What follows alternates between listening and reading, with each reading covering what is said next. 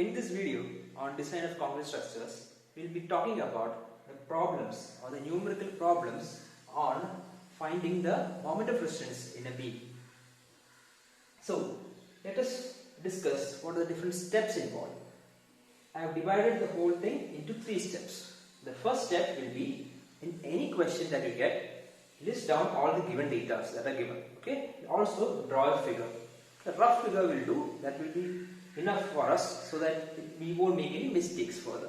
So it's better to list down all the given data and then find out the area of steel. What is the area of steel? That is the steel provided inside the beam, that is in the tension section. It's given. It should be given in the problem that what is the number of steel or what is the size of steel bars provided. So based on that, we can find the area of steel by the equation. Area of a circular section is pi by 4 into d square, right? A circle pi by 4 d square, and the number of bars. In this figure there are 3 bars, therefore we multiply by 3. Okay, similarly we have to find the area of steel. And what is step 2? Step 2 is we have to find what the question asks for is to find the neutral axis depth and find whether the section is under reinforced, over reinforced or a balanced section. Then after that we have to find out the moment of resistance of that section. For this thing we have to use 2 pages in a code book. We have already discussed this in the last class, right? In page number 96 we have the equation for the actual neutral axis depth and also the maximum neutral axis depth. It's given in page number 70. So using these 2 pages in the code book IS 456-2000, we can find out what is the actual depth of neutral axis for the particular section given using this particular equation, and also the maximum or the limiting value of neutral axis that is given according to page number 70 based on the different type of steel, yield strength of the steel, Fe415, Fe500 and Fe250. So based on that, that will be given inside the question itself. So based on that we can find the limiting value. Comparing these 2 values, we can find out whether the section is under reinforced, over reinforced or a balanced section. Then we have to find out the resisting moment. To find the resisting moment, that is the first type of question. The question until this end, it is the same in almost all the questions. Then the first type of question will be to find the resisting moment. To find the resisting moment, again we have to go back to page number 96. There, for each type of section, the code book has specified which type of resisting moment equation we have to use. For balanced section or for under reinforced section. For over reinforced section, we also consider as the moment is equal to limiting moment or mu equal to mu limit. Okay. So if you have any doubt regarding all this, please go back to the earlier videos so that you can understand all this. What is mu, what is mu limit and all. Okay. So that is the first type of question. What is the second type of question? The step 3 will be for the second or third type of question if they are asked. Okay. So if it is asked that the section should be redesigned. A redesign is suggested by the code book only when there is an over reinforced section. When the section is over reinforced, that is the actual neutral axis depth is greater than the limiting value, then the section is over reinforced.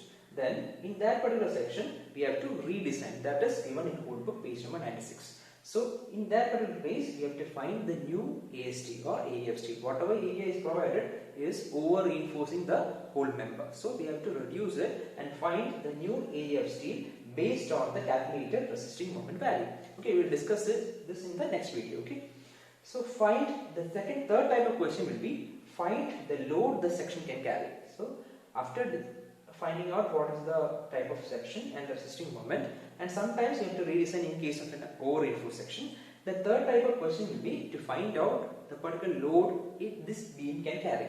So it is very easy. So we will discuss each type of problem and in different video. Okay. So let us take up the first type of problem where we have to find the resisting moment after finding the type of section we are using. Okay. So this is the problem. In this problem, what we have to find is the moment of resistance of the given section. That is what we have to find. And the first step will be to write down all the details. Given the breadth is 250 and the depth is given as overall depth. Otherwise it will be specified effective. Okay. Here nothing is specified, so the given value is overall depth or capital D, the whole depth of the beam. Okay, from top to bottom. And given we have to use M20 concrete means FCK or the compressive strength of concrete is 20 MPa, and also Fe415 steel, that is the yield strength of steel is 415 MPa, and from the figure we can find out that the small d, or the effective depth, is overall depth minus the effective cover. Overall depth minus effective cover. In the problem it is given the effective cover is 40. So the effective depth will be 350 minus 40, 310 mm. Okay. So we have already found out then we have to find the area of steel. Area of steel is given as 5 by 4 into d square. The diameter of the bar given is 12 mm.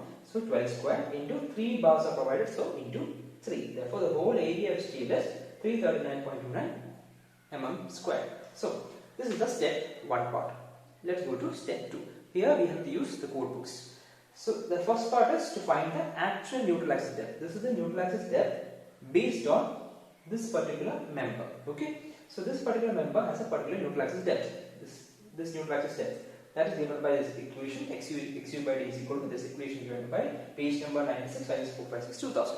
It is very important that you write these things whenever you cite towards the code book. Whenever you suggest any equations or any phrases from the code books, you cite that. You have to provide in brackets which page number and which clause you are being using. Okay, either page number 96 and annex G. We are using annex G. So that will be enough. Okay, or the clause number, if you can particularly specify it, it will be better. So substituting all the values, we have all the values here. That is Fy is 4, 5, AST is this 339, and FCK is 20, and B and D. Remember, this is small d, that is effective depth, that is 310. Do not substitute 350 over here. Okay, it is very important. This is the only mistake you will be making. Otherwise, everything is a very easy problem. If you substitute all these values, you will get 0.219. So this part is over. Find the actual neutral axis depth. Now what we have to find is the limiting value of neutral axis, or the maximum value of neutral axis depth. For this, you have to refer page number 70. In page number 70 is given as for any type of steel, depending upon the yield strength of steel. Here we have given Fe 415. So the yield strength is 415. Corresponding to that, the maximum neutral axis depth is given by 0.48 value. Okay, 0.48. So we have 0.48 as a maximum, and what the actual value is 0.29. So this is comparatively small. So xu by d, that is xu by d, is smaller than what the limiting value. This means the section is under reinforced section, because the section has a neutral axis depth which is smaller than the limiting value or the maximum value. So that means it is an under reinforced section. Okay, it's better to put everything like this, because whoever corrects your paper after you writing your exam, it will be easier for them to understand that you have guessed it properly. There is an under reinforced section. So if this is an under reinforced section, the code book in page number 96 suggests that mu should be less than mu limit. If for an under reinforced section, the moment, the resisting moment is always less than the maximum moment. Okay. In that particular case, the resisting moment equation is also provided in page number 96 in annex G as 0.87 Fy AST 1 minus AST Fy by FCK BD. And substituting all the values here, Fy is 4.5, AST we know, AST and Fy we know, FCK is 20, B and D. Remember, here also small d is used, that is 310. And substituting all the value, you get into 10 raised to 6, 34.5 into 10 raised to 6. It is always in Newton and mm, because everything we are using MPa or mm. So it is in Newton mm. Converting this into kilonewton meter, you get the answer 34.53 kilonewton meter. This is how we do the problem. Okay, this is the type 1. This is type 1 problem. That is, we are asked to find out the resisting moment only.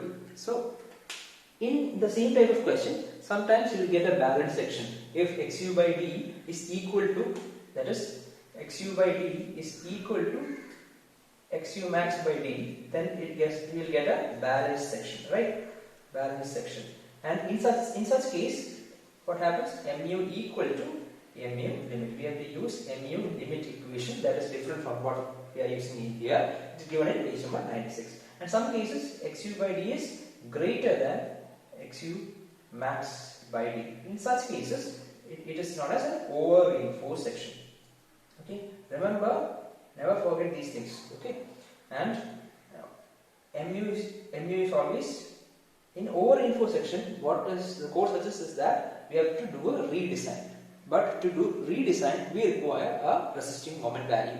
For that, we are using mu is equal to mu limit, because mu limit is the maximum limit that this beam can take. It can never go beyond that, even if you provide more steel to it. So it's better to take mu equal to mu limit because it can't take anything more than mu limit. If you provide anything more than mu limit, the beam will fail. So in case in over inflow section also, mu equal to mu limit, find the value of mu, and then from that equation we can find the new AST value. Find the new AST value, that is like this. We get another value, that is a redesign step. In the next video I will be doing type 2 and type 3 video, type 2 and type 3 problems, so we can understand how to find the new AST values. Okay. In some cases you are also asked to find the load acting on that particular section. That's what we are discussing in the next video. Okay, I will be discussing this in the next video. Okay, I hope you understand all this. This is divided into 3 steps. Understand these steps so that you can do any problem. This type of problem is asked mainly in our previous year question papers. Mostly this kind of question, and only one question paper asks the type 2 type of problem. So I will discuss that in the next video. Thank you.